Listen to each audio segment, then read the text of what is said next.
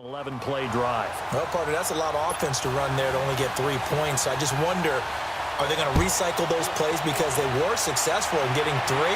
Or do you go to another section of the playbook trying to find ones that get you into the end zone and get you 6? A look at the running back, the man out of the backfield as he gears up to go again. And he's had his chances in this game. He just hasn't been able to find any daylight so far. Patience, patience, patience. And that's the hard part for a runner because they expect every run to be a big one for something to pop. So they have to sometimes go through the struggles before it happens for them later in the game. But you got to give credit to the rest of the team. They've worked around the fact that he hasn't had his normal big game. Yeah, despite his struggles, still winning here in the second quarter. A good solid game there on first down, but the defense has to be happy they didn't let it pop for anything bigger.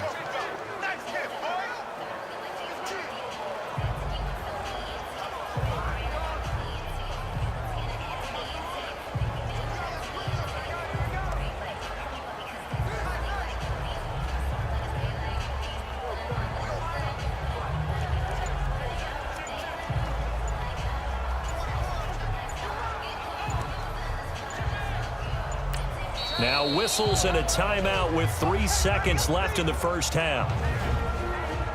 Timeout offense.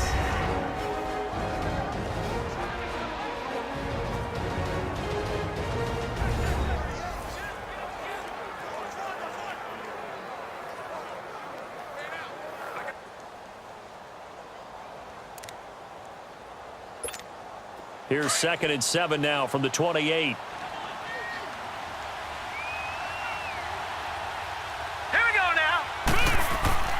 On the quick handoff, it's Juszczyk. And he's able to take this one up to the 35-yard line. So we have reached halftime here with the visiting 49ers on top. As we send you on out to our studios in Orlando, here's Jonathan Coachman at REA Sports Halftime Report. All right, Brandon, thanks very much. Most teams in the league hitting the three-quarter pole in the preseason. The whole league will be in action next Thursday night to wrap it all up. And then we start for real a week after that with the NFL kickoff game. In our game, expect to see the starters for at least one more drive, something to look forward to as we get you back out to Brandon Godden and Charles Davis. Okay, Coach, appreciate it. A one-touchdown game here as we get set to resume play in the second half. Here comes the 49ers offensive unit as they'll have it first to begin this third quarter. They have the lead. Now they'll be looking for some separation here as we begin the third quarter. I like the way you term that because now I think they go a little bit deeper into their playbook. They like what they did in the first half. That worked okay. But in order to get the separation that you just talked about, change things up a little bit. Change your tendencies. Try and hit them a little bit more with some things they didn't see in the first half. We'll see if they do just that. I know when I was a kid, I always got real excited when I saw those lateral-type runs. But the best backs that made it happen, they put a foot in the ground and just go. That didn't happen there. That play got swallowed up. After the loss to start out, here's 2nd and 11.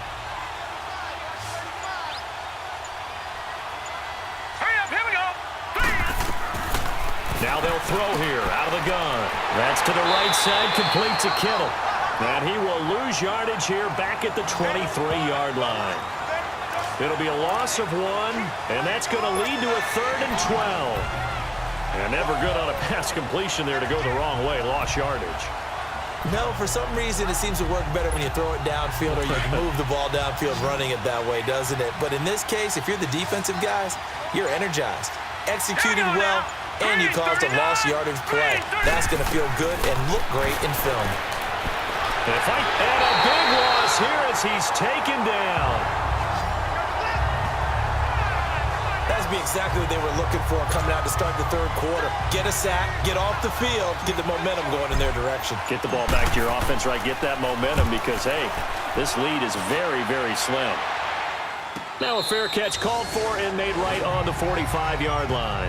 A 41-yard punt there with no return. And out will come the offense as they take over.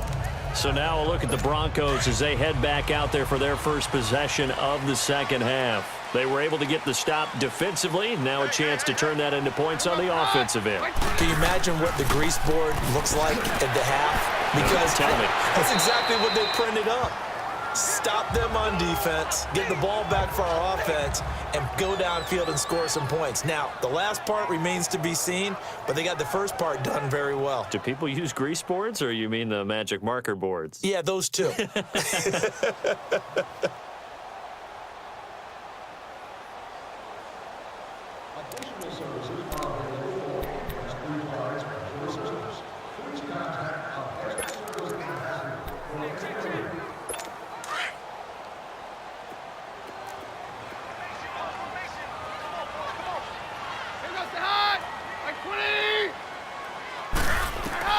Here's Keenum now on second down.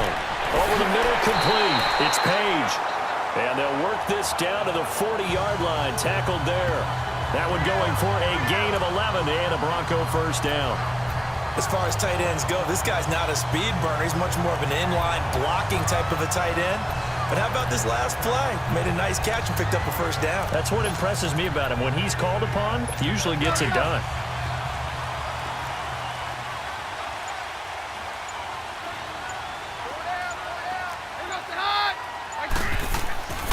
And they'll run it here. And he'll take this one down to about the 40. Just a yard on the first down carry, so it's 2nd and 9. They tried a quick hitter inside, but that one was swallowed up because what they're hoping, those big defensive linemen will take the bait and move laterally and open up a crease that they can run through. Didn't happen on that play.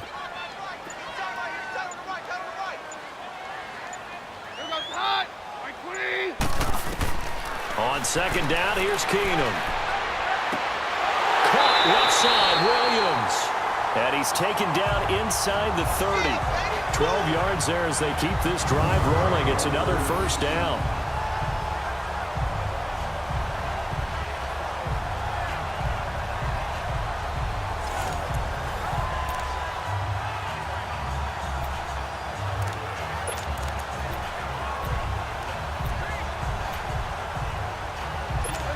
Still in search of their first touchdown of the game, but they're on the move. 1st and 10.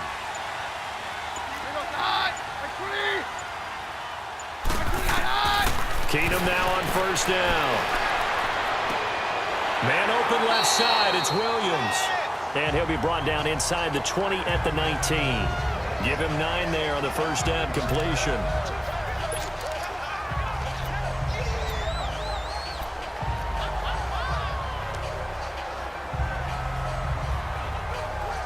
That last catch short of the marker by just a yard leaves him with a very manageable 2nd and 1.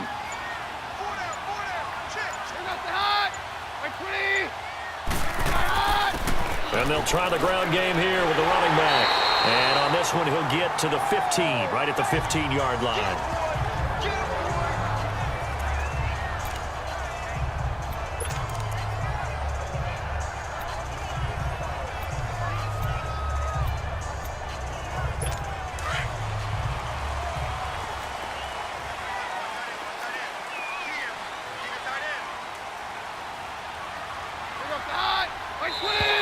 Now contact up front as penalty markers come in. Who is this against?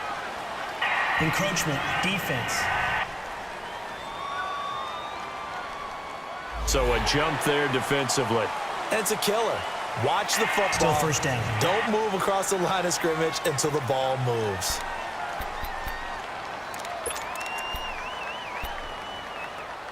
So a 1st and 5 now after the 5-yard penalty from the neutral zone infraction.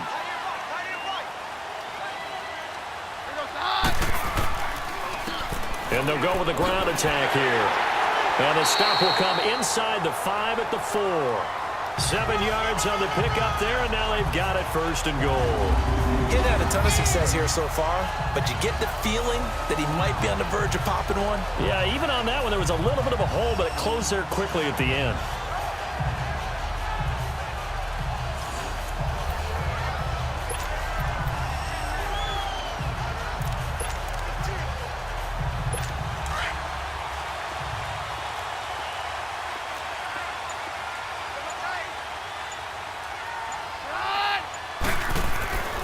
They'll try and run for it on 1st and goal.